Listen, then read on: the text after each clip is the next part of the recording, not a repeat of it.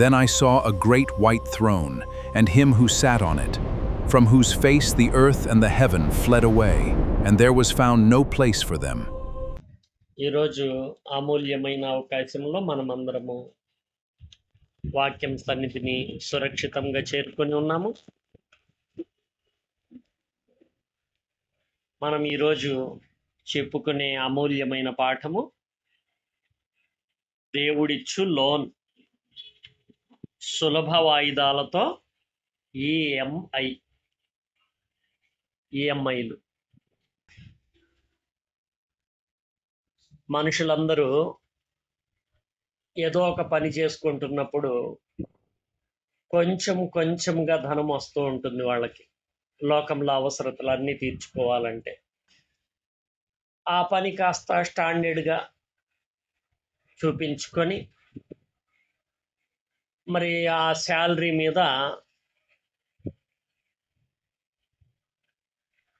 Loan తీసుకుంటూ ఉంటారు.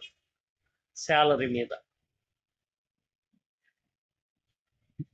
ఆ శాలరీ వచ్చే శాలరీలో కొంచెంగా కట్టుకుంటూ ఉంటారు. ఆ కొంచెం కట్టుకొని ఆ వాహనమో ఆ ఇల్లు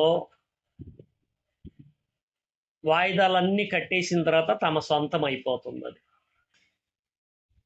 అంతకు ముందల అర్హతను అడిగారు వాళ్ళు మొదటిసారి లోన్ తీసుకున్నప్పుడు. ఆ స్టాండర్డ్గా ఉన్న ఉద్యోగంనో లేకపోతే ఏదైనా ప్రాపర్టీనో లేదా ఎవరైనా నమ్మకస్తుల ద్వారానో ఆ విధంగా మరి ష్యూరిటీ ఇచ్చి తీసుకుంటారు. సక్రమముగా కట్టేసిన తర్వాత మరలా లోన్ పొందుకోవటానికి వాళ్ళే అడుగుతారు. సక్రమంగా కట్టారు కాబట్టి కావాలా అని అడుగుతారు. అది కూడా సక్రమంగా కట్టేసి మరి ఆ తర్వాత కారు కొన్నారో, బండి కొన్నారో, ముందల ఇల్లు కొన్నారో, ఏదో ఒకటి మెల్లింగా అది కూడా కట్టేసినప్పుడు ఇంకా ఎక్కువ ఆఫర్లు వస్తూ ఉంటాయి. ఆ ఫైనాన్స్ కంపెనీ వాళ్ళే, ఆ బ్యాంక్ వాళ్ళే ఇంకా ఏమన్నా కావాలా అని అడుగుతూ ఉంటారు. లోకంలో అన్ని అవసరతలు తీర్చేది డబ్బు. అయితే డబ్బు కంటే బలమైనది, డబ్బుకు చేత కానిది కూడా చేతనయ్యే ఒక శక్తి ఉంది. ఆ శక్తే దేవుని వాక్యం. దేవుని వాక్యం వలన అసాధ్యమైనది ఏది ఉండదు. ఈరోజు మనం శరీరాలతో ఉండి ఊపిరి పీల్చుకుంటూ తింటూ త్రాగుతూ ధరిస్తూ నివసిస్తూ రోజులు, వారాలు, నెలలు, సంవత్సరాలు అలా బ్రతికేస్తూ మనం ఇన్ని సంవత్సరాలు సుఖం సంతోషంతో ఉన్నాము అంటే అది డబ్బు వలన కాదు అని అనేక మంది ధనవంతులు చచ్చిపోతున్నారు అన్ని విడిచి. వాటిని చూసినప్పుడు మనకు అర్థమైపోతుంది, ఆ జీవితాలని చూసినప్పుడు మనకు అర్థమైపోతుంది డబ్బు వలన కాదు ఈ మనిషి బతికింది. డబ్బు వల్లనే అయితే ఆ మనుషుల దగ్గర లక్షల కోట్లు ఉన్నాయి, కోట్ల కోట్లు ఉన్నాయి అని మనకు అర్థమైపోతూ ఉంటుంది. ఇదంతా గమనించిన మనకు క్రీస్తు అర్థమైపోతూ ఉంటాడు. అలా క్రీస్తును గురించి మనం ఆలోచించినప్పుడు, క్రీస్తు మాటలు మనం అందుకున్నప్పుడు మనకు అర్థమవుతున్న విషయం ఏంటంటే, దేవుడు మొట్టమొదటిగా ఆదాముకు, హవ్వకు సొంత శరీరాలను ఇచ్చాడు. మరణం లేదు. అయితే వాళ్ళు ఏం చేశారు? తమ శరీరాలను అంటే తమ జీవితాలను తాకట్టు పెట్టినట్లుగా, సాతానుకు తాకట్టు పెట్టేసినట్లుగా దోషానికి రుణస్థులైపోయారు. అప్పుడు అది పాప శరీరాకారముగా పాడైపోయింది. ఈ శరీరానికి ఈ ప్రకృతికి ఉన్న లింక్ వలన ఆ శరీరంతో పాటు మనిషి తినేది, త్రాగేది, ధరించేది, నివసించేది అన్ని శాపగ్రస్తం అయిపోయింది. ఆ విధంగా మనుషులు సొంతం లేకుండా ఇప్పుడు రుణస్థులైపోయి ఉన్నారు. ఇంకా అక్కడి నుంచి రుణస్థులైపోయి ఉన్నారు. పాపమునకు దాసులుగా బతికేస్తున్నారు. దయ్యం అన్నాడు, ఇదంతయు నాకు అప్పగింపబడి ఉన్నది, ఈ లోకమును దాని మహిమ అంతయు నా చేతికి అప్పగింపబడి ఉన్నది. అది నేను ఎవనికిత్తునో అది వాని దగును అని నా కాళ్ళ మీద పడమన్నారు అన్నాడు వాడు క్రీస్తుతో. క్రీస్తు వాడికి గట్టి బుద్ధి చెప్పేసి తరిపేశారు వాడిని. ఆ విధంగా యేసుక్రీస్తు ఈ అందరూ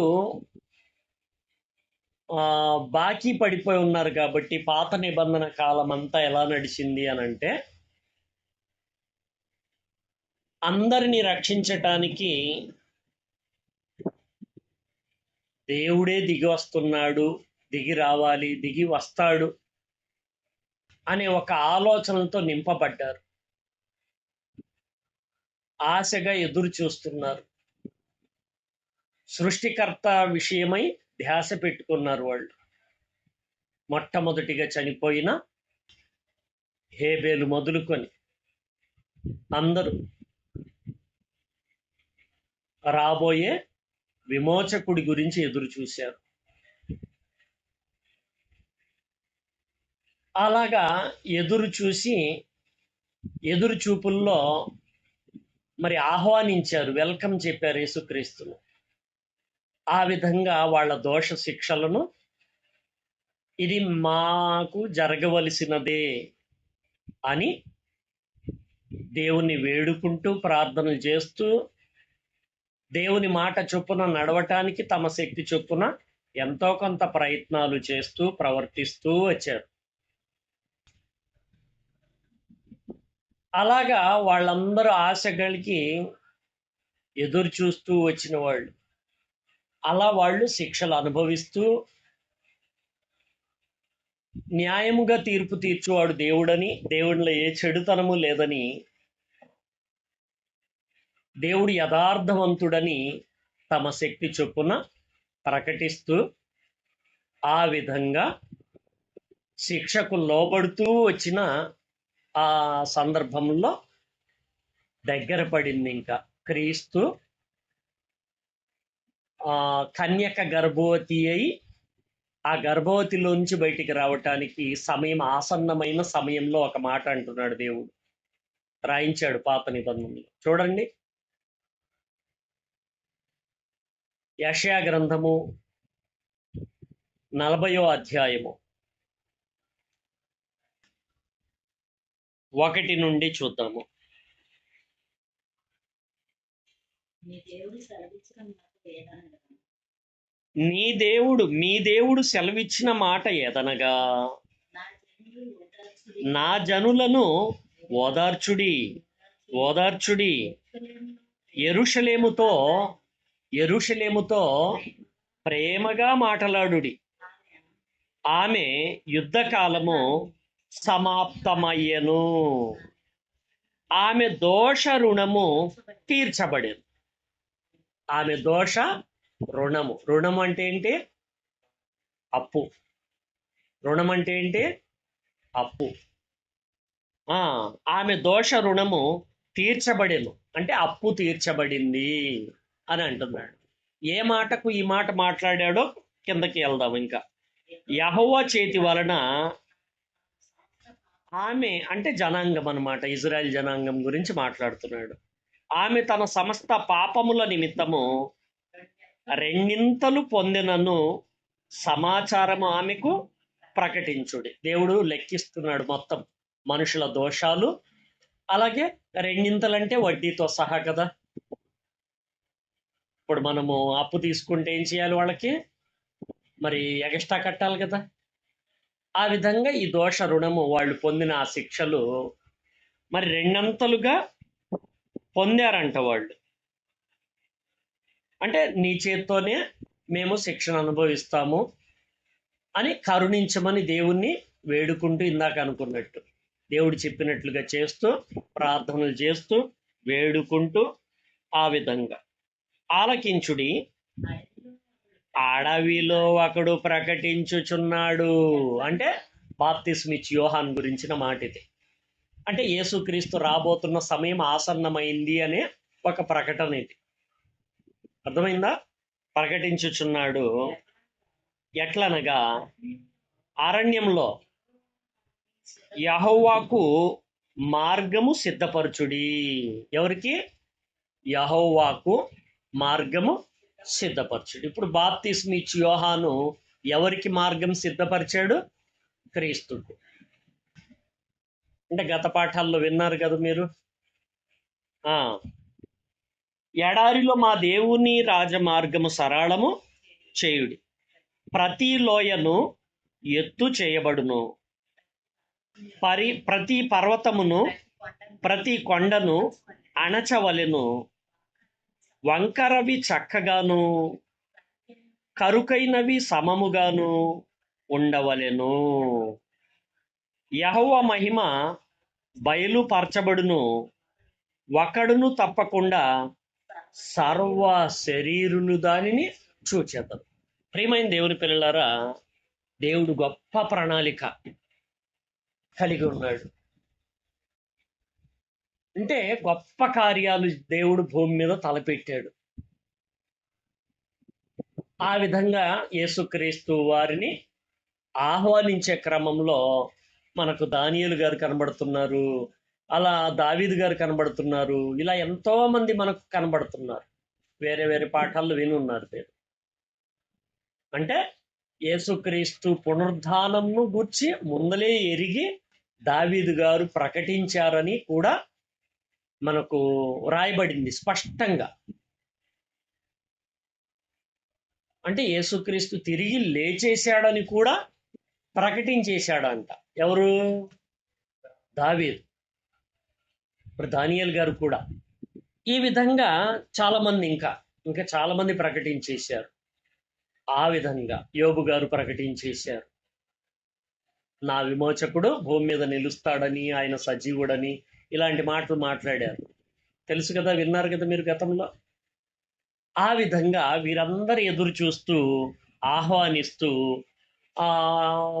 ఆ విధంగా మరి వాళ్ళందరూ కూడా తమకున్న ఆ శిక్షలను అనుభవిస్తూ దేవుని చేతి కింద అణచబడినట్లుగా మరి వాళ్ళు దేవుని మహిమపరుస్తూ వచ్చారు.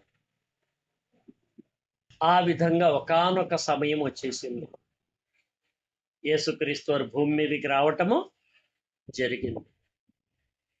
అలా యేసుక్రీస్తు వారు భూమి మీదకి వచ్చారు. వచ్చి బాలుడిగా ఉన్న సమయంలో ఏం చేశారంట ఆయన? యెషయా గ్రంథం 7వ అధ్యాయంలో 15వ వచనాన్ని చూడండి. 14 వచ్చేసి కన్యక గర్భవతి కుమారుని కనును, ఆ మాటలు ఉంటాయి.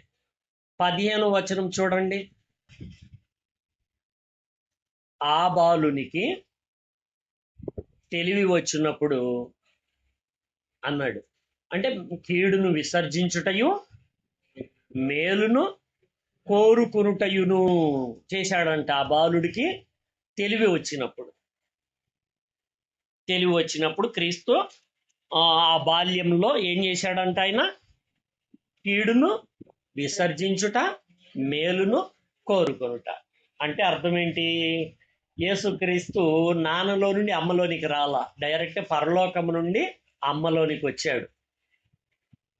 ఈ శరీరం ఎలాంటిదంట? రోమాపత్రిక 8:3 ఏమని చెప్పాడు? దేవుడు తన సొంత కుమారునిని శరీర ఆకారముతో పంపి, సొంత కుమారుడు అనే మాట వాడాడు అక్కడ. ఆదాము కూడా సొంత కుమారుడే మొదట, తప్పు చేయక మునుపు. తర్వాతకి అమ్మబడ్డాడు కదా, పాపమునకు అమ్మబడి అనే మాటలు ఉంటాయి బైబిల్లో. అంటే అమ్మబడ్డాడు. అప్పుడు మళ్ళీ దేవుడు స్వీకరించటానికి చేసిన ప్రాసెస్లో అందరు కనబడుతున్నారు తర్వాత. అందుకని దత్తత పుత్రులు అనే లెక్కన మనకు బైబిల్లో కనబడుతుంది. ఇప్పుడు దేవుడు తన సొంత కుమారుని పాప శరీరాకారముతో పంపి అని అన్నాడు. అంటే ఈ పాప శరీరాకారము ఆదాములో నుండి అందరికీ పంచబడింది. అలా మరియమ్మలో కూడా నిర్మాణము ఆదాములో నుండి వచ్చిన శరీర నిర్మాణమే జరిగింది. అయితే మరి యేసుక్రీస్తు ఎక్కడి నుంచి వచ్చారు? పరలోకం నుండి. ఎవరైనా ఆత్మ, అంటే వాక్యం అనే ఆత్మకు అంటే పాప శరీర ఆకార నిర్మాణం జరిగింది. ఆ నిర్మాణము జరిగిన తర్వాత మరి క్రీస్తు చెప్పారు, ఆయన ఈ లోకమందు ప్రవేశించినప్పుడు ఇలాగూ చెప్పుచున్నాడు హెబ్రీ 10:5లో, నీవు నాకొక శరీరమును అమర్చితివి అని అన్నాడు. అంటే పాప శరీరాకారముతో పంపి శరీరములో ఉన్న పాపమునకు శిక్ష విధించెను అని ఉంది. అంటే అర్థం ఏంటి? శరీరములో ఉన్న పాపము ఆత్మకు అంటనీయకుండా ఆయన ఏం చేశాడు? కీడును తోడి బయటికి పడేశాడు, కీడును విసర్జించుట చేశాడు, మేలును కోరుకునుట చేశాడు. అంటే ఆత్మకు కీడు అంటుకోకుండా ఆయన ఆ శరీరంకున్న కల్ముషాన్ని ఏం చేశాడు? కడిగేసేసాడు. కడిగేసి ఆత్మశక్తిని నింపాడు ఆ శరీరంలో. అప్పుడు ఆ శరీరము 30 సంవత్సరాల కాలం ఇదే జరిగింది. ఆ తర్వాత ఇంకా ఆ శరీరము మహిమతో నిండిపోయినట్లుగా మనకు దేవుని వేలితో దయ్యములు వెళ్ళగొట్టుచున్నాను నేను అని అన్నారు క్రీస్తు. ఈ విధంగా ఆ సముద్రం మీద నడిచినట్లుగా మనకు కనబడింది. ఎన్నో అద్భుతాలు చేశారు. చచ్చిపోయిన వాళ్ళని, కుళ్ళిపోయిన శవాన్ని కూడా లేపారు ఆయన. ఇలా ఎన్నో అద్భుతాలు చేశారు. ఇదంతా ఎక్కడి నుంచి వచ్చింది ఆ శక్తి అంటే డైరెక్ట్గా శక్తివంతుడే దూకొచ్చేసాడు పరలోకం నుంచి అనడానికి వీల్లేదు. ఈ 30 సంవత్సరాల కాలం ఆయన ఏం చేశాడు? కీడును విసర్జించుట, మేలును కోరుకునుట. మనుష్య కుమారుడుగా ఆయన వచ్చాడు, సామాన్యుడిగా వచ్చాడు, శరీరం మనిషిది తీసుకున్నాడు, కీడు ఆత్మకు అంటకుండా విసర్జించాడు దాన్ని, కీడును, మేలును కోరుకున్నాడు. ఆ మేలుతో ఆ శరీరాన్ని మార్చేశాడు. ఇంకా తిరిగి లేవక మునిపే యేసుక్రీస్తు సముద్రం మీద నడిచారు, శవాలను లేపారు, పుట్టుకతో లేని కాళ్లను పుట్టించారు, పుట్టు గుడ్డివానికి కళ్ళిచ్చారు, నోరిచ్చారు, పుట్టి మూగవాళ్లకు. ఇలా ఎన్నో చేశారు ఆయన, ఎన్నో చేశారు. మరి ఇన్ని చేయటానికి ఏమి జరిగింది అని అంటే, పాపమునకు అందరు అమ్ముకున్న ఈ శరీరాన్ని ఆయన ఏం చేశారు? మనుషుల యొక్క చూపుల్లో పాపం, తలంపుల్లో పాపం, ఆలోచనల్లో పాపం, టైంపాస్ పాపాలు జరుగుతున్నాయి మనుషుల్లో. ఆలోచనలో పాపాలు, చూపుల్లో పాపాలు, వినటంలో పాపాలు, మాట్లాడడంలో పాపాలు, ఇలా ఈ బ్రతుకును జరిగించటంలో పాపాలు. ఈ విధంగా పాపాలు ఇంకా పెరిగిపోతూనే ఉన్నాయి. అలా పెరిగిపోతూ ఉన్నాయి. అలాగా చేతకాని వాళ్ళలాగా అందరున్నారు. కానీ ఈ విధంగా చేయొచ్చని ఆయన బాల్యము నుండే తన ఆత్మకు అంటకుండా ఆయన ఏం చేశారు? మొత్తం ఫ్రెష్గా దాన్ని కడిగేసి శుభ్రం చేసేసి ఆయన విస్తారమైన ఆస్తిని కష్టార్జితంగా సంపాదించాడు. ఆయన ఆ విలువ పెట్టి కొనేశాడనమాట వీళ్ళని. ఎవరిని? ఆదాం మొదలుకొని అంత్యమానవుడు వరకు అందరినీ కొనేసాడు. ఆ కొనడానికి ఏం జరిగిందంటే, మొదటి నుండి హేబేలు మొదలుకొని అంత్యం వరకు అంతటికి క్రీస్తే ఆధారం. అని మనకు హేబేలు అర్పణ ఇచ్చే విషయం మనకు అర్థమైపోతుంది. కయ్యూను నిర్లక్ష్యం మనకు అర్థమైపోతుంది. ఇలాగా ఆలోచిస్తే ప్రియమైన దేవుని పిల్లలారా, అందరూ పాపమునకు అమ్మబడిన వారుగా కనబడుతున్నారు. అలాగన ఆ అమ్మబడిన వారిలో కొద్దిమంది వివేచన వివేకం కలిగిన వారుగా ఉండి, వారు క్రీస్తును ఆధారంగా తీసుకొని, క్రీస్తే మా విమోచకుడని గుర్తుపెట్టేసుకొని మరి వేడుకోవటము ప్రారంభించారు. అలా మొదటి తరం నుండి చివరి తరం దాకా మరి యేసుక్రీస్తు మొత్తాన్ని తోడేసేసే కార్యక్రమము జరిగించింది ఎప్పుడు? మరియమ్మ కడుపు నుండి వచ్చినప్పుడు. మరియమ్మ కడుపు నుండి వచ్చినప్పుడు ఇదంతా చేసేసారు. వచ్చి ఈ విధంగా భవిష్యత్తు ఎరిగిన వారుగా మొదటి నుంచి ఇలాగా అందరు ఎదురు చూస్తూ ఉన్నారు. ఆ విధంగా ప్రియమైన దేవుని పిల్లలారా, మనకు బైబిల్లో కనబడే విషయము, సొంత శరీరం కలిగిన వాడు ఒకే ఒక్కడు. అందుకే సొంత కుమారుడు అనే పదాలు చాలా చోట్ల కనబడతాయి క్రీస్తుని గురించి. అద్వితీయ కుమారుడు అని కూడా కనబడింది. జనతైక కుమారుడు అని కూడా క్రీస్తుని గురించిన మాట మనకు కనబడుతుంది. అంటే ఇప్పుడు యేసుక్రీస్తు భూమి మీదే సంపాదించారు.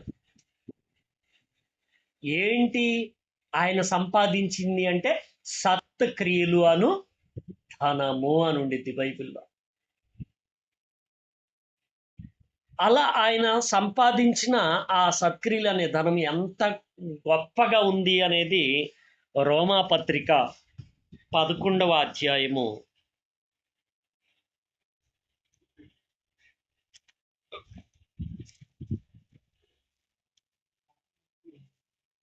11వ అధ్యాయము.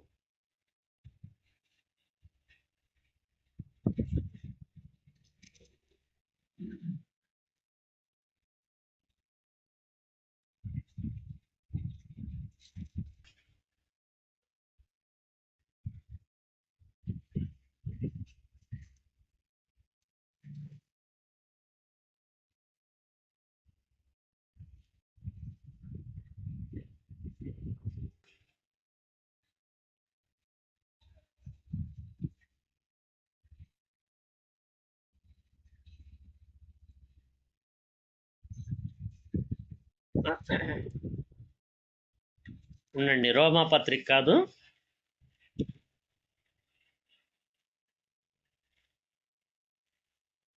ఎఫెసీ పత్రిక.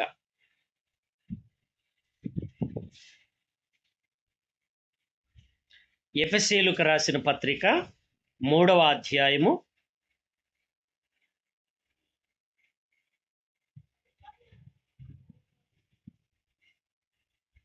8, 11 కలిసి ఉంటాయి చూడండి.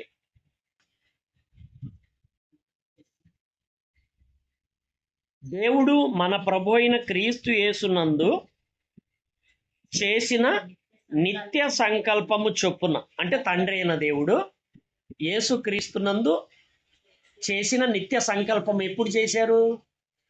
మీరు గతంలో విన్నారు కదా, జగదుత్పత్తికి ముందుగానే క్రీస్తులో దేవుడు మనలను ఏర్పరచుకున్నాడంట. తన ఎదుట పరిశుద్ధులుగా నిర్దోషులుగా ఈ జనమంతా ఉండాలని జగదుత్పత్తికి ముందులుగానే సంకల్పించేశాడంట తండ్రి అయిన దేవుడు. క్రీస్తు సిలువేయబడినట్లుగా తిరిగి లేచినట్లుగా కూడా ఆయన సంకల్పం అప్పుడే కలిగి ఉన్నాడంట. నిత్య సంకల్పం చొప్పున పరలోకంలో ప్రధానులకును అధికారులకును సంఘము ద్వారా తన యొక్క నానా విధమైన జ్ఞానము ఇప్పుడు తెలియపరచబడవలనని ఉద్దేశించి శోధింప సఖ్యము కాని క్రీస్తు ఐశ్వర్యమును అని అన్నాడు. చూడండి, ఫుట్ నోట్లో చూడండి, అడుగు జాడలు పట్టజాలనంత అని ఉండిద్ది. అడుగు జాడలు పట్ట సఖ్యము కాని, అంటే అడుగు జాడలే పట్టం అంటే అర్థం ఏంటి? అడుగు అంటే ఏంటి? కొలత. అంటే కొలత కొలవలేనంత ఐశ్వర్యం అంట. ఇప్పుడు భూమి మీద అయితే ఇన్ని లక్షల కోట్లు, ఇన్ని కోట్లు కోట్లు, ఇన్ని ట్రిలియన్ కోట్లు, ఇట్లా చెప్పొచ్చు. ఆ లెక్కలకు కూడా అందనంత ఐశ్వర్యం సంపాదించాడంట. ఎవరు? యేసుక్రీస్తు. చూడండి, అంటే శోధింప సఖ్యము కాని క్రీస్తు ఐశ్వర్యమును అన్యజనుల్లో ప్రకటించాలి అని నేను పూనుకున్నానని పౌలు గారు చెప్తున్నారు. ప్రియమైన దేవుని పిల్లలారా, అంటే శోధింప సఖ్యము కాని, కొలత ఎవ్వరునూ కొలత వేయలేనంత, లెక్కించలేనంత ఐశ్వర్యం సంపాదించాడు. ఎవరు? యేసుక్రీస్తు. మరి అంత సంపాదించిన యేసుక్రీస్తు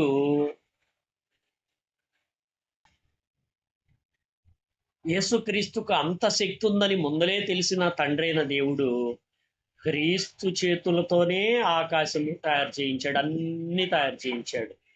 ఆదాం శరీరము కూడా క్రీస్తు చేతుల మీదగానే దేవుడు సమస్తమును తన కుమారుని ద్వారా, సమస్తమును కుమారుని ద్వారానే నిర్మించాడని కూడా మనకు ఉంటుంది. ఆ విధంగా మొత్తానికి మొత్తము యేసుక్రీస్తు నిర్మించిందే కాదు, ఆది కాండం నుండి జరిగించిన పాత నిబంధన కాలంలో తండ్రి నామమును తీసుకొని హక్కు గలవాడై జరిగించింది కూడా ఎవరు? యేసుక్రీస్తే. అర్థమైందా? తమ్మును వెంబడించిన బండలోనిది వారు తాగిరి, ఆ బండ క్రీస్తే అని చెప్పారు. అంటే ఆనాడు ఇజ్రాయిల్ని కూడా నడిపించింది క్రీస్తేనని స్పష్టత ఇచ్చేశారు. ఆ పాఠంలో మీరు విన్నారు, గత పాఠాల్లో. ఆ విధంగా యేసుక్రీస్తు శరీరము ధరించినప్పుడు సంపాదించిందే కాదు, పాత నిబంధనలు అందరినీ తన శిలువ త్యాగంలో ఫలం ఇవ్వటానికి వాళ్ళని ప్రిపేర్ చేసింది కూడా మళ్ళీ ఎవరు? సిలువ వేయబడిన క్రీస్తు. సిలువ వేయబడక మునిపే వేయబడినంతగా వాళ్లకు సినిమా చూపించినట్లుగా వాళ్లకు యథార్థతను కనపరిచేశాడు. కాబట్టి దానియేలు గారు లెక్కలతో సహా చెప్పేశారు. లెక్కలు రోజులతో సహా లెక్కలు ఉన్నాయి మనకు. దానియేలు గారు చెప్పేశారు, జకర్యా గారు చెప్పారు, ఇలా మనకు దావీదు గారు చెప్పేశారు, ఇలా అందరూ చెప్పేశారు. అసలు చివరికి మొత్తం లోకమంతా క్రీస్తుమయమైపోతుంది, లోకంలో అందరూ, అన్ని రాజ్యాలు క్రైస్తవ్య రాజ్యం అయిపోతుంది అని కూడా లెక్కలతో సహా ఉన్నాయి మనకు బైబిల్. కరెక్ట్గా రోజుల ప్రకారమే జరగాల్సినవి అన్ని ఖచ్చితంగా జరిగిపోతున్నాయి అని ఆశ్చర్యపోతున్నారు ఇప్పుడు అందరూ ఆశ్చర్యపోతున్నారు. ఇంకా లోకంలో ఎవ్వరు ఉండరు, టోటల్గా క్రైస్తవ్యమే ఉండబోతుంది. అలాంటి నడవడికల్లోనికి నడిపిస్తూ అన్ని జనులకు ప్రకటించడానికి యేసుక్రీస్తు ఐశ్వర్యం ఎంత ఘనమైనదో అన్ని జనుల్లో ప్రకటించుట అనే ఒక హైలైట్ పదం మనం విన్నాం ఇప్పుడు. అవునా? ప్రియమైన దేవుని పిల్లలారా, ఈ విధంగా యేసుక్రీస్తు ఐశ్వర్యవంతుడు, అంటే ఆకాశము కంటే ఉన్నతుడు అని వ్రాయబడింది. అంటే అన్నిటినీ తయారు చేశాడు ఆయన, అన్నిటినీ భరించాడు. మనుషులు ఎవ్వరూ భరించలేకపోతున్న ఈ శరీరాన్ని కూడా భరించి చూపించాడు ఆయన. అలాగా మొదటి నుండి చివరి వరకు ఆస్తిని కేవలము మరియమ్మ కడుపు నుండి పుట్టిన తర్వాతే ఆయన ఆస్తిని సంపాదించాడు అనడానికి కూడా వీల్లేదు. మరి పాత నిబంధన అంతా ఆయన సంపాదించిన ఆస్తే. మరి అబ్రహాము గారు ఆలోచించండి, అబ్రహాం గారి గురించి ఆలోచించండి. అబ్రహాం గారి గురించి ఆలోచిస్తే, అబ్రహామా అని నేను నీకు కేడెము, నీ బహుమానం అత్యధిక మగును అని అన్నారు. నేనే నీకు కేడెము, నేనే నీకు బహుమానము. నేనే నీకు ఆస్తిని అనే పదాలు వాడారు అక్కడ ఆయన. ఆ విధంగా అబ్రహాము గారితో నిబంధన చేయటం కూడా జరిగింది. భూలోక సమస్త వంశములు నీ సంతానము వలన ఆశీర్వదింపబడును అని ఆకాశ నక్షత్రములంతా, భూమి ఇసక రేణువులంతా మంది సంతానానికి అతని వారసుడిగా చేసేసారు. అంటే నిజానికి ఆస్తిపరుడు ఎవరు?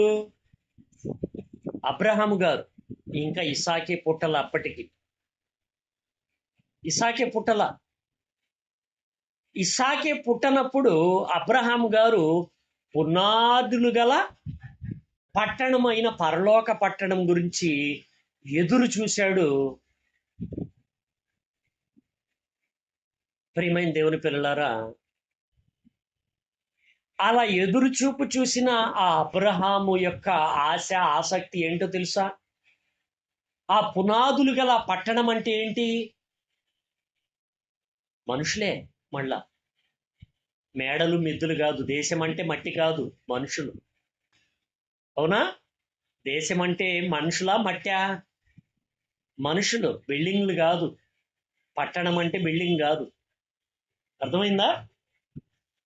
అంటే ఆస్తులు అంటే ఏంటి? ఇంకా మీకు బాగా అర్థం అవ్వాలంటే కుమారులు యెహోవా అనుగ్రహించు స్వాస్థము. అంటే మనిషే ఆస్తి.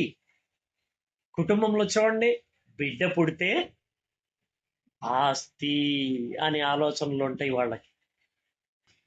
ఆస్తి నిజంగా బిల్డింగ్లు కాదు, ఆస్తులు.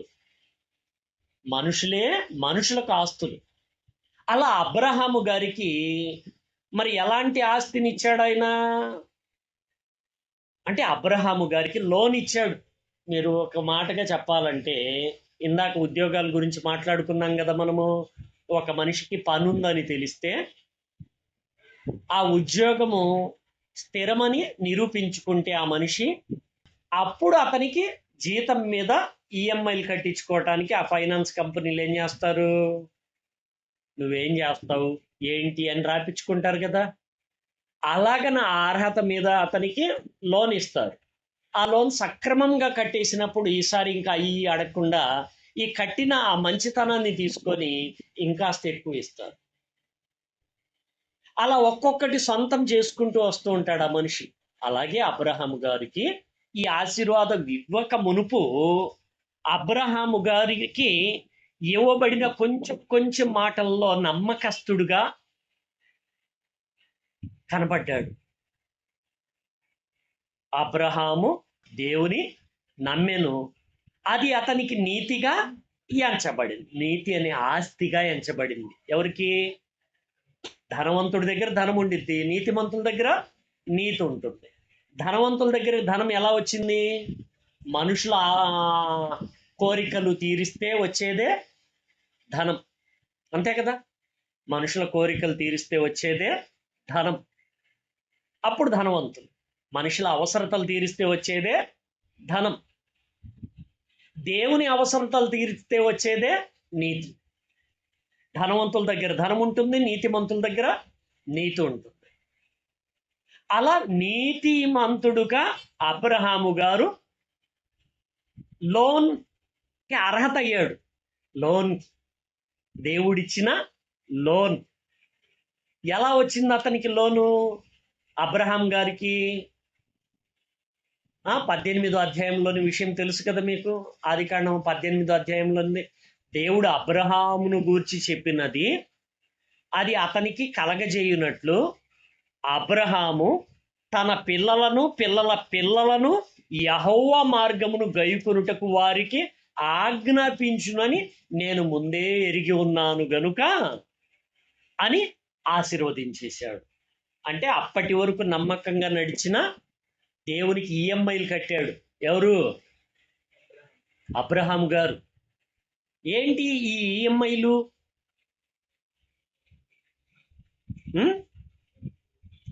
క్రీస్తు చెప్పారు కదా. మార్కు సువార్త 12:17 చూడండి. మార్కు సువార్త 12:17.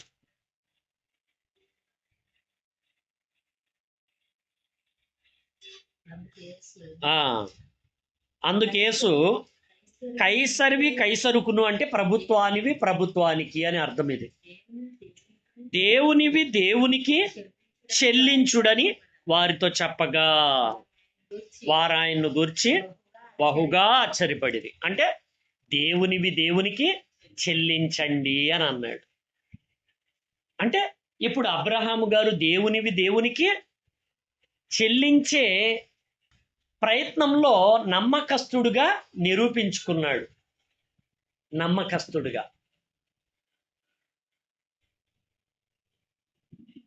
అబ్రహాము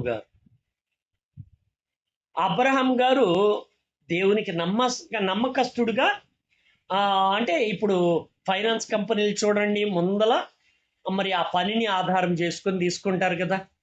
అలాగే ఇక్కడ అబ్రహాం గారికి అసలు సమస్త మానవాళికి దేవుడిచ్చిన ఆస్తి శరీరమే ఆస్తి.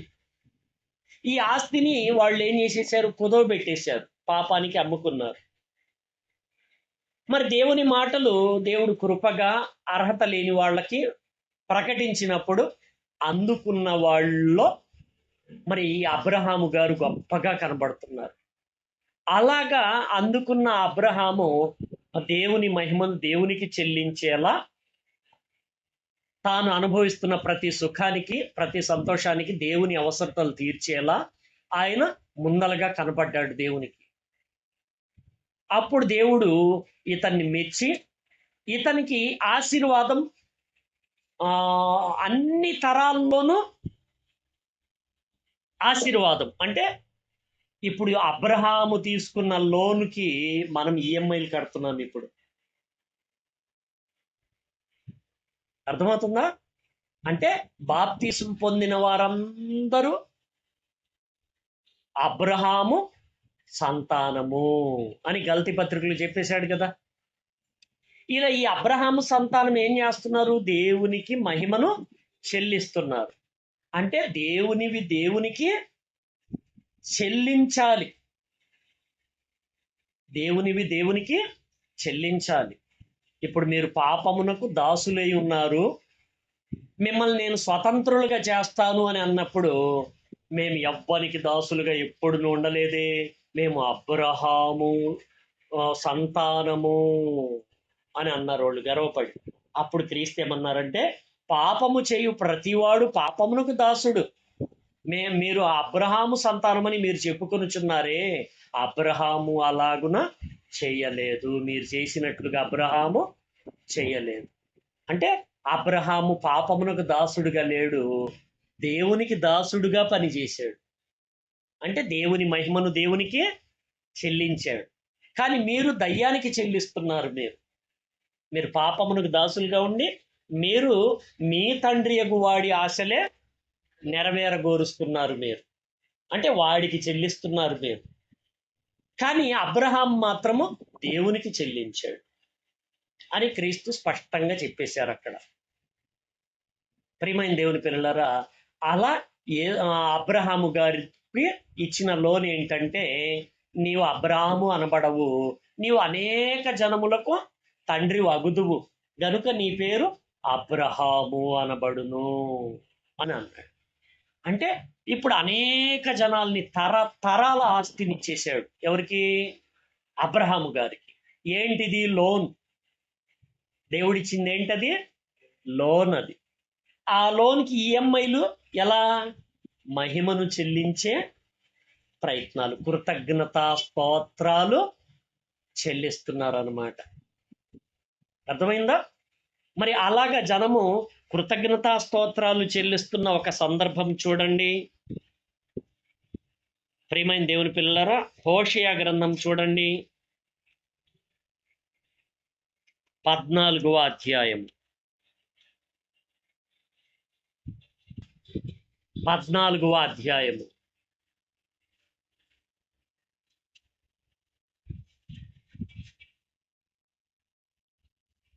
1వ వచనం నుండి 2వ వచనం వరకు. ఇజ్రాయేలు నీ పాపముల చేత నీ పాపము చేత నీవు కూలితివి. అంటే జనంతో చెప్తున్నాడు అనమాట, నీ పాపము చేత నీవు కూలితివి గనుక నీ దేవుడైన యెహోవా తట్టుకు తిరుగుము. మాటలు సిద్ధపరుచుకొని యెహోవా యొద్దకు తిరుగుడి. మీరు ఆయనతో చెప్పవలసినది ఏమనగా, మా పాపములన్నిటినీ పరిహరింపుము. అంటే మా బాకీ తీర్చమని అడుగుతున్నారు వాళ్ళు. ఎడ్లకు బదులుగా, వాస్తవానికి పశువులే కదా ఆస్తులు, డబ్బు అనే ఆస్తి అంటే పశువులే. ఇప్పుడు ఏసమ్మకు 100 గేదెలు ఉన్నాయి అనుకోండి, ఒక్క గేదెకే ఐశ్వర్యవంతురాలు అంటారు. మరి 100 గేదెలు ఉంటే నిజంగా ఐశ్వర్యమేనా కాదా అది? కదా. చూడండి, ఎడ్లకు బదులుగా నీకు మా పెదవులను అర్పించుచున్నాము. అంటే దేవుడికి ఈఎంఐ ఏంటో చెప్తున్నాడు ఇక్కడ. నీవు అంగీకరింపదగినవి అవే మాకున్నవి. చూసారా? అంటే ఇప్పుడు దేవునికి ఈఎంఐలు ఎలా చెల్లించాలి చెప్పండి?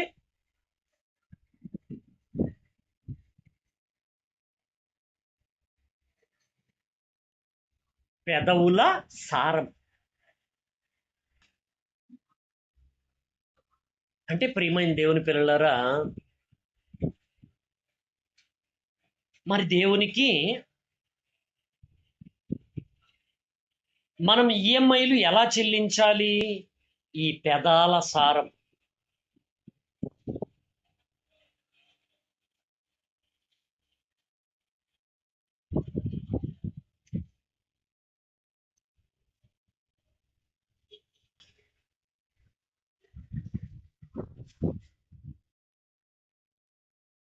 ప్రియమైన దేవుని పిల్లరా, గుర్తుపెట్టుకోండి,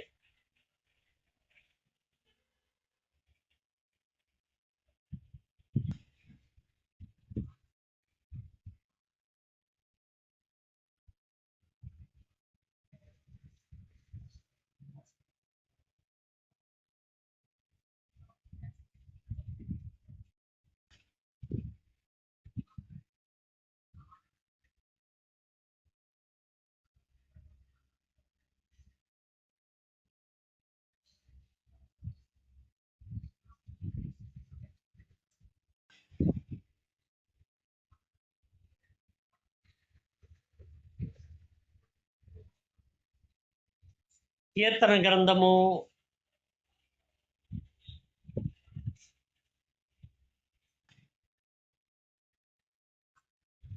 21వ అధ్యాయము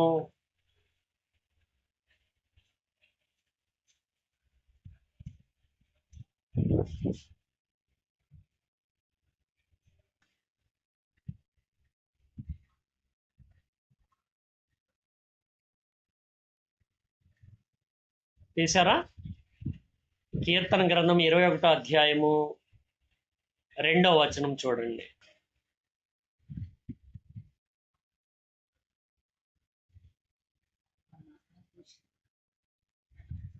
చదవండి. కీర్తన గ్రంథము 21వ అధ్యాయము 2వ వచనము.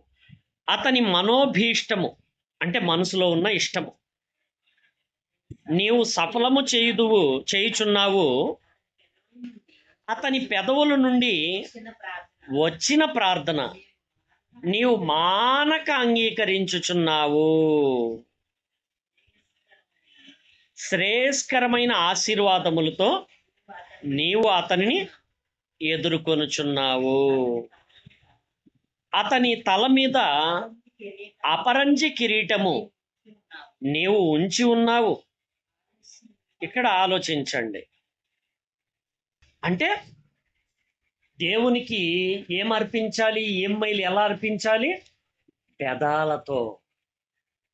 పెదాలతో అర్పించాలి. ఏంటి ఆ పెదాలతో అర్పించే విధానము? 51వ అధ్యాయం ఇదే కీర్తన గ్రంథంలోని 51వ అధ్యాయం 15వ వచనాన్ని చూద్దాము. ప్రభువా, నా నోరు నీ స్తుతిని ప్రచురపరచునట్లు నా పెదవులను తెరువుము. నీవు బలిని కోరువాడవు కావు, కోరిన ఎడల నేను అర్పించుదును. దహన బలి నీకు ఇష్టమైనది కాదు. విరిగిన మనస్సే దేవునికి ఇష్టమైన బలులు. దేవా, విరిగి నలిగిన హృదయమును నీవు అలక్ష్యము చేయవు అని అంటున్నాడు. ప్రియమైన దేవుని పిల్లలారా, అంటే పెదవుల నుండి వచ్చు ఫలము. అలాగే హెబ్రీ పత్రికలో ఏమన్నారంటే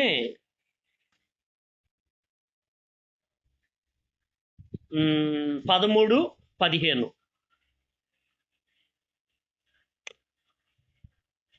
ఆయన ద్వారా 13:15 హెబ్రీ పత్రిక. ఆయన ద్వారా మనము దేవునికి ఎల్లప్పుడూ స్తుతియాగము చేయుదుము, అనగా ఆయన నామమును ఒప్పుకొనుచు జిహ్వా ఫలము అర్పించుదుము అని అంటున్నాడు.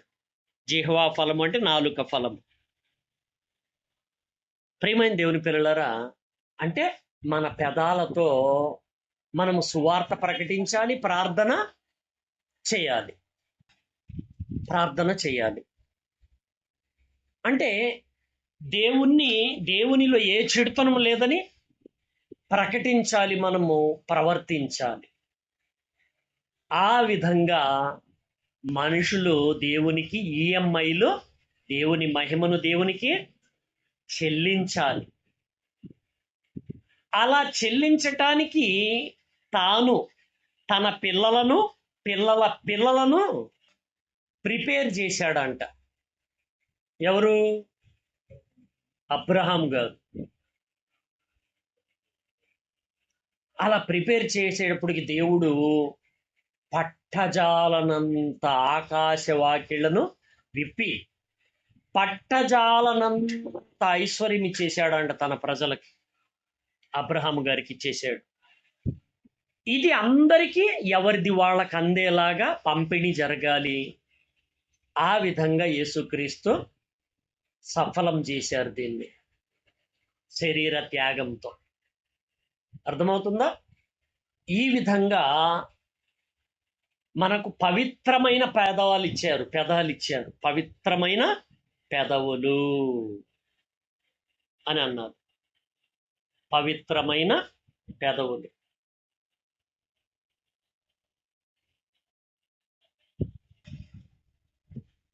చూడండి, జెఫన్యా గ్రంథం 3:9.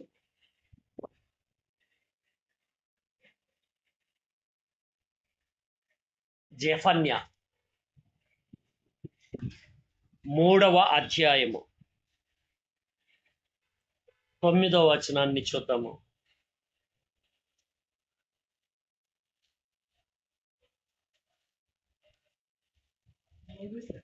ఆ 3:9.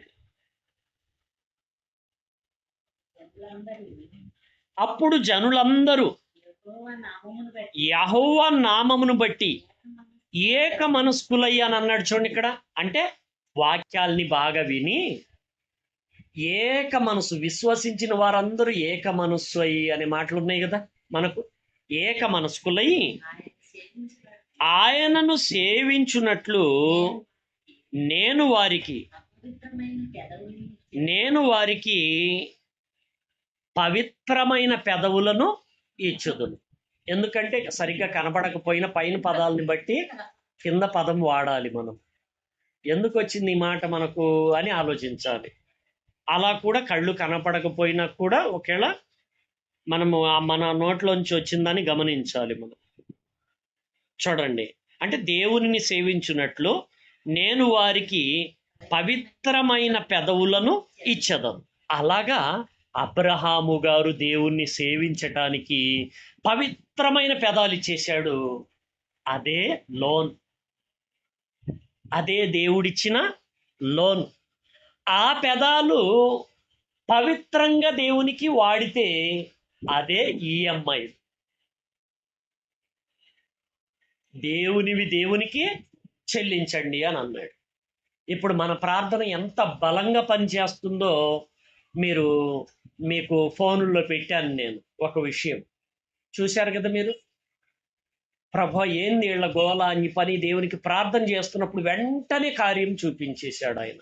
స్పాట్లో చూపించేశాడు. ఇలాంటివి చాలా జరిగినాయి, ప్రత్యక్షంగా జరిగింది. మరి ఇలాంటివి ఇంకా చేయటానికి దేవుడు సిద్ధంగా ఉన్నాడు. ఎందుకంటే ప్రార్థన చేసేటప్పుడు ఒక కార్యము దేవుడి ద్వారా జరిగిస్తే అది నేను చేశాను అని గర్వపడటం లేదు. నేను గుర్తుపెట్టుకోండి, ఒక ఇల్లు కట్టాను అంటే ఎలా కట్టావు? లోన్ అంటారు వాళ్ళు, బోర్డు కూడా పెడతారు, ఇల్లు ఏదో ఈ లోన్ ద్వారా కట్టామన్నట్టుగా కదా. లోకంలో బండి లోన్, తాళాలు వాళ్ళ దగ్గర, మాస్టర్ లాక వాళ్ళ దగ్గర పెట్టుకుంటారు, లోన్. అలాగే యేసుక్రీస్తు వారు ఏమన్నారు? మీకు శక్తి కొంచెముగా ఉన్నది, మీకు చేతనైనంత వరకు చేయండి. విశ్వాస లోపాలని గుర్తించండి. మీ విశ్వాసం సందేహము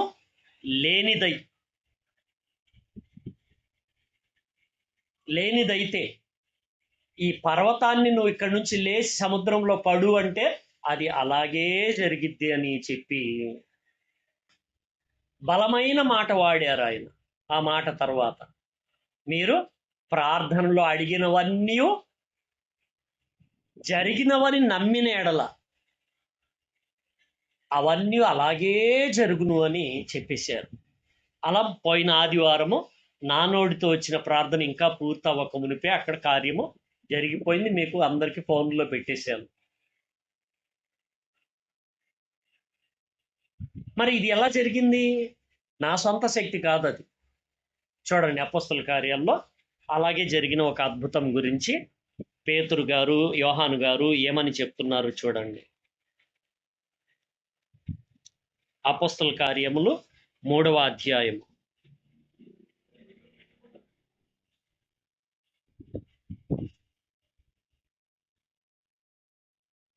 వీళ్ళు గొప్పోళ్ళు లాగా వాళ్ళు చూస్తున్నారన్నమాట పేతురుని, యోహాన్ని.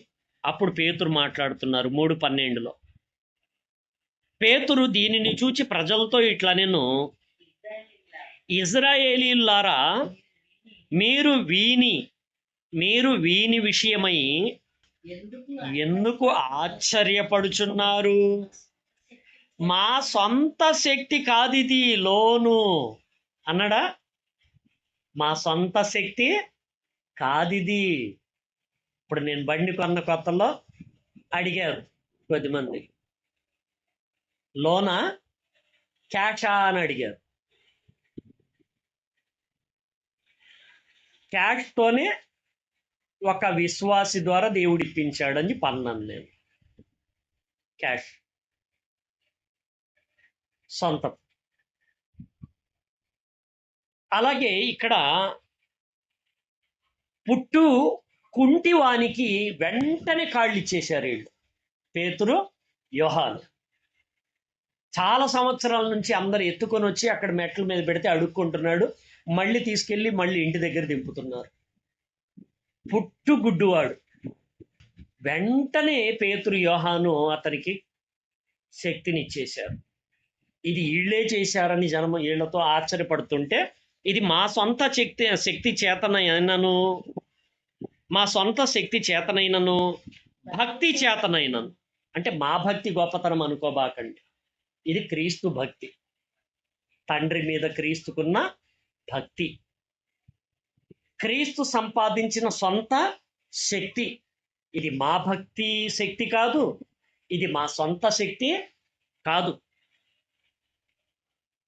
మా సొంత శక్తి చేతనైనను భక్తి చేతనైనను నడవ వీనికి బలం ఇచ్చినట్లుగా మీరెందుకు మా తట్టు తేరి చూచుచున్నారు అని అడుగుతున్నారు ప్రియమైన దేవుని పిల్లలారా.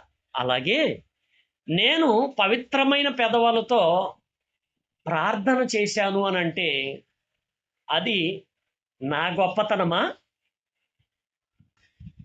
నేను సంపాదించిన క్రీస్తు గొప్పతనమా? అంటే క్రీస్తు గొప్పతనము అంటే అది మీకెందుకు రాలా, నాకెందుకు వచ్చింది? అంటే మీకంటే నేను ఎక్కువ సంపాదించానని అర్థం వస్తుంది కదా, అవునా? అంటే ఇప్పుడు మీకంటే ఎక్కువ సంపాదించానంటే నేను ఎక్కడి నుంచి సంపాదించాను? మీతో పాటు కలిసి నేను కష్టపడ్డాను.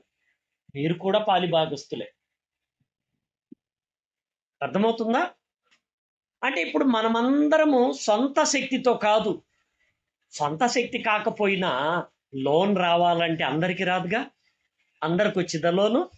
ఒక లోన్తో ఇల్లు కట్టారంటే అతనికి పని ఉంది కాబట్టి ఆ పని చేసుకుంటున్నాడు కాబట్టి నెల జీతం వస్తుంది కాబట్టి ఆ జీతంలో ఇంతని కట్టగలుగుతాడు కాబట్టి వాళ్ళు ధైర్యంగా ఇచ్చారు, ధైర్యంగా ఇతను తీసుకున్నాడు.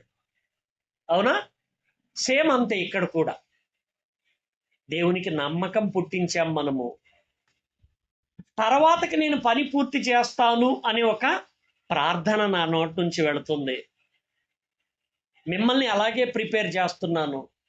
నేను ఒక్కడిని కాదు ప్రభువా, మేమందరం కలిస్తేనే, అందరు కలిసి ఏక ఆత్మగా ఏక మనసుతో మేమందరము కలిసి ఉత్సాహ స్తోత్రాలు అని అంటూ చీమలన్నీ కలిసి పెద్ద పాములకే పుట్టలు పెట్టేసినాయి లాగా నేను ఈ చిన్న మందతో చేస్తున్న ప్రయత్నం నేను చేస్తుంది. మరి పవిత్రమైన పెదాలు నాకు ఎలా వచ్చినాయి అంటే ప్రార్థనా శక్తి. ఇది ఈ ప్రార్థనా శక్తి ఎలా వచ్చింది? సందేహము లేని విశ్వాసంతో వచ్చింది. అర్థమైందా పాయింట్ ఇప్పుడు మీకు? అంటే లోన్ వస్తుంది, దానికి అర్హత కావాలి మనకు. అర్హతను సంపాదించుకున్నాడు అబ్రహాము గారు, ఇలా విశ్వాసులందరూ. ఆ అర్హతకు దేవుడిచ్చిన లోన్ శక్తే ప్రార్థనా శక్తి. అర్థమైంది ఇప్పుడు? ఈ లోన్ శక్తితో ప్రార్థన ఎంత బలంగా జరగాలంటే ముందర ఏం జరగాలన్నాడు? అప్పుడు జనులందరూ యెహోవా నామమును బట్టి ఏక మనస్కులయ్యి, ముందల ఏక మనస్సు కలగాలి సంఘంలో. అంటే వాక్యం బాగా విని ఒకే మాట, ఒకే బాట, ఒకే భావం, ఒకే ప్రేమ కలిగి అందరూ నడుస్తున్నప్పుడు చీమల్లాంటి మనలో ఉన్న మనం అందరం కలిసాము కాబట్టి ఒకే పుల్లైతే టక్ టక్ మని విరవచ్చు. అదే ఒక మోపుగా కడితే విరవలేరు అన్నట్టు మనం ఒక్కొక్క పుల్లలా ఉన్నాము, మనం అందరము కలిసాము. అప్పుడు మన ఏక మనసుతో ప్రార్థన వెళ్ళిపోతుంది దేవుడి దగ్గరికి. క్రియలు ప్లస్ ప్రార్థన. అలా మనం ఈఎంఐలు కడుతున్నాం మనం దేవునికి. దేవునికి నమ్మకం ఏర్పడింది. జయించాడు, ఈ చిన్ని విషయం జయించాడు కాబట్టి ఇంకొద్దిగా పెద్ద లోన్ ఇస్తాను నేను అంటున్నాడు దేవుడు. అది కూడా జయిస్తే చెప్పాడు కదా దేవుడు, జయించిన వారికి నా దేవుని పరదైసులో ఉన్న జీవ వృక్ష ఫలములను భుజింపనిత్తును అని ఆఫర్ ఇచ్చేసాడు. అంటే ఒకటి జయిస్తే ఇంకోటి, అంటే ఒక చిన్న లోన్ నువ్వు పే చేస్తే పెద్ద లోన్ వస్తుంది కదా. సేమ్ అలాగే ఇక్కడ దేవుడు యేసుక్రీస్తు సంపాదించిన విస్తారమైన ఈ ఆస్తి మన కోసమే. అందుకే క్రీస్తు అన్నారు, నన్ను ప్రేమించు వారందరినీ ఆస్తికర్తలుగా చేయుదును అని. అర్థమవుతుందా ప్రియమైన దేవుని పిల్లలారా? ఈ పవిత్రమైన పెదాలు నేను సంపాదించి, నేను మీ అందరితో పాటు సంపాదించి మీరు సంపాదించగలుగుతారని మిమ్మల్ని ప్రేరేపిస్తూ రేపుతూ ఉన్నాను నేను. అప్పుడు మనమందరము ఈ పవిత్రమైన పెదాలతో దేవుణ్ణి ఉత్సాహ స్తోత్రాలతో దేవుణ్ణి స్తుతిస్తున్నప్పుడు ఆ రోజులు త్వరగా వచ్చేస్తాయి మన దగ్గరికి. ఏలియా గొప్ప కార్యాలు చేశాడు. నేను మొన్న ఆదివారం రోజు ఇదే ప్రార్థన చేశా. అయ్యా, ఏలియా ఆకాశం నుంచి అగ్ని దింపి వాళ్ళని కాల్చేశాడు, అవివేకుల్ని. మరి ఇప్పుడు ఇదిగో ఇట్లా జరుగుతుంది, ఇప్పుడు ఏంటి పరిస్థితి? మీ చిత్త ప్రకారం ఎలా అయితే అలా చేయండి అని అడిగాను. వాళ్ళ అవాయిస్వాయిలే వాళ్ళకు అంటుకునేటట్లుగా దేవుడు చేశాడు, వాళ్లకు సమస్య వచ్చేటట్లుగా. ఇప్పుడు దేవుని పిల్లలకు ఘనత కోసము ప్రయాసపడి పోగు చేసి వీడియో తీసి చక్కగా మనకు అందుబాటులో ఉంచితే అది మీ అందరికి ఇచ్చాను నేను. నిజంగా ప్రార్థన ఇంకా పూర్తవనే లేదు, కార్యం జరిగింది. అంటే శాంపిల్ చూపించాడు దేవుడు. ఇదే మీరు కూడా మీ విశ్వాస లోపాలు ఇంకా ఇంకా ఇంకా ఇంకా తీర్చుకొని మీరు దేవుని నామమును బట్టి ఏక మనస్కులై ఆయన్ని సేవిస్తే అప్పుడు పవిత్రమైన పెదాలు మనకి ఇంకా పెంచుతారు, పెద్ద లోన్ ఇస్తాడు మనకు. అప్పుడు ఈ ఆఫర్ మనకు ఉంటుంది. చూడండి 1 యోహాను పత్రిక 5వ అధ్యాయము 13వ వచనం నుండి 14 వరకు. త్వరగా అయిపోయింది, టైం దాటింది. 1 యోహాను 5:13 నుండి 14 వరకు. దేవుని కుమారుని నామమందు విశ్వాసముంచు మీరు నిత్య జీవము గలవారని తెలుసుకొనున్నట్లు నేను ఈ సంగతులను మీకు వ్రాయుచున్నాను. ఆయనను బట్టి మనకు కలిగిన ధైర్యము ఏదనగా, అంటే నిత్య జీవం కావాలి అనుకున్నప్పుడు అసలు నాకు సొంత ఇల్లే లేదు, ఇంకా నేను ఏ స్థలాల గురించి మీలాగా ప్రాకులాట్లా. కానీ మనలో కొద్దిమంది సొంత ఇల్లు ఉండడానికి ఉన్న తృప్తి లేదు, ఇంకా స్థలం కావాలంట, ఇంకా పొలం కావాలంట. తోడబుట్టిన వారి మధ్యన అన్యాయపు అక్రమాల ప్రవర్తన. నీకేమి అంటే నీకేమి అంటే నీకేమి అని తన తోడబుట్టిన వారి మీద ఈర్షలు, అసూయలు, ధనం విషయములో తాను కూర్చుకుంటూ మరి నీకేంటి? ఆలోచించండి. అసలు సత్యం ఇంత వింటూ నీకు పొలం అవసరమా, నీకు స్థలం అవసరమా, మళ్ళీ మరి పోట్లాట్లా ఏంటి? ఇది నిత్య జీవమా, నిత్య నరకమాది ఆ ప్రవర్తన? ఒకని కలిమి విస్తరించుట వాని జీవమునకు మూలము కాదు అన్నారు ప్రియమైన దేవుని పిల్లలారా.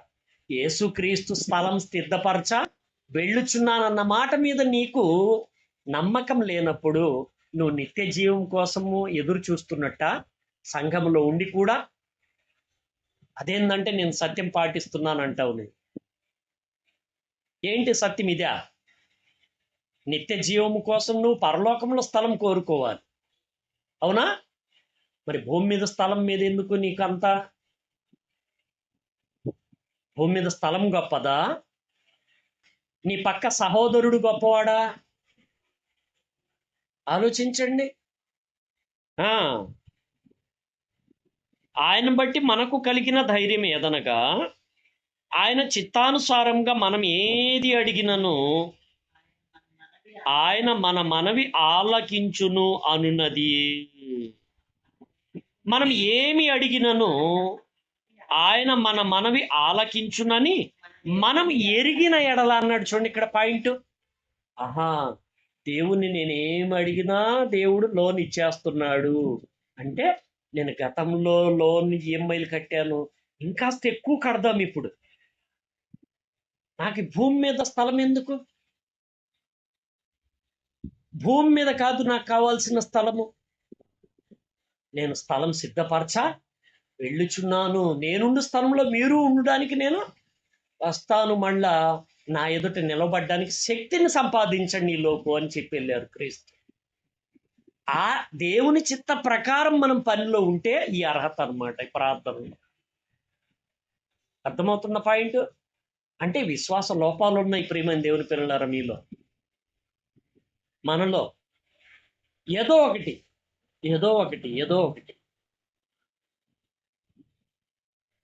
మనలో విశ్వాస లోపాలు.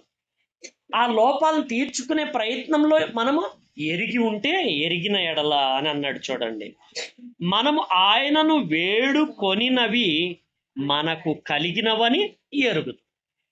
ఇప్పుడు బర్నబా గురించి చూశారు కదా బైబిల్లో. అక్కడికి ఆయనకి ఒక్కటే ఇల్లు ఉందంట, 2 ఇల్లు ఉంటే ఒకటి అమ్మలా. ఆ ఒక్కటే ఇల్లు అమ్మేసి అపొస్తలుల పాదాల దగ్గర పెట్టేశాడంట. తర్వాత రోజుల్లో పౌలుతో పాటు జత పనివాడుగా మనకు కనబడుతున్నాడు. ఆయన ఘనుడుగా కనబడుతున్నాడు మనకు. మరి ఏమన్నా కోల్పోయాడా? ప్రియమైన దేవుని పిల్లలారా, ఆలోచించండి.